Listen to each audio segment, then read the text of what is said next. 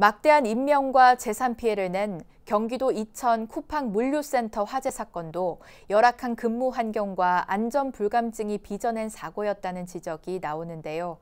반복되는 비슷한 사고를 막기 위해선 기업의 이윤 추구를 조금만 줄이고 인간에 대한 자비심을 갖는 게 중요하다는 불교계의 목소리에 힘이 실리고 있습니다. 첫 소식 유상석 기자가 보도합니다.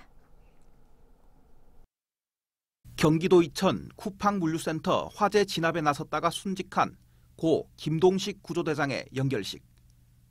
모두가 안전한 대한민국을 향한 여정에서 언제나 굳건한 용기를 보여준 고인을 기억하겠습니다. 고인의 넋을 기리려는 각계 인사와 동료들의 추모 발길이 이어졌지만 사진 속 김 대장은 생전 묵묵히 일했던 그 모습 그대로 여전히 말이 없습니다. 막대한 인명과 재산 피해로 이어진 이번 사건.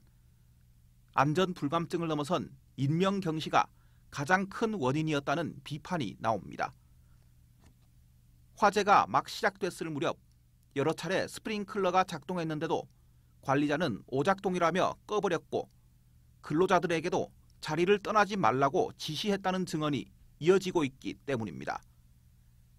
이번 사건을 계기로 터져나온 전현직 쿠팡 근로자들의 증언은 더욱 충격적입니다.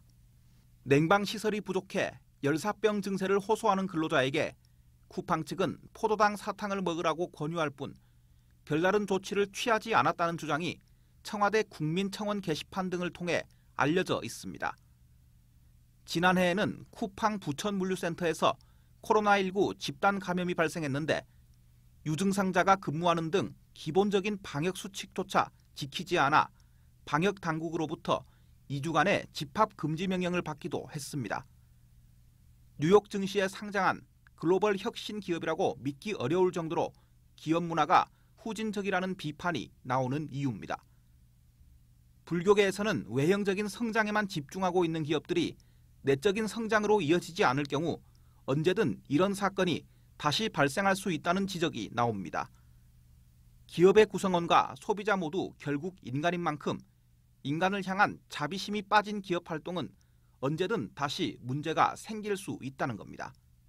밖으로 확장하는 것도 다 행복하고 잘 살고자 하는 게 이제 주 목적이었는데 그게 이제 그 균형이 깨짐으로 인해 가지고 외인 확장으로 인한 과실 이런 것들이 오히려 또 안으로 다시 회항이 되지 못하는 뭐 그런 상황이 아닌가 판단이 되고요. 지금 쿠팡에게 필요한 건 이제라도 사고를 제대로 수습하고 재발을 막기 위한 대책을 마련하는 건데요.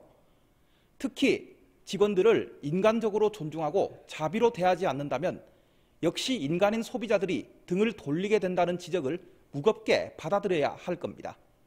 BBS 뉴스 유상석입니다.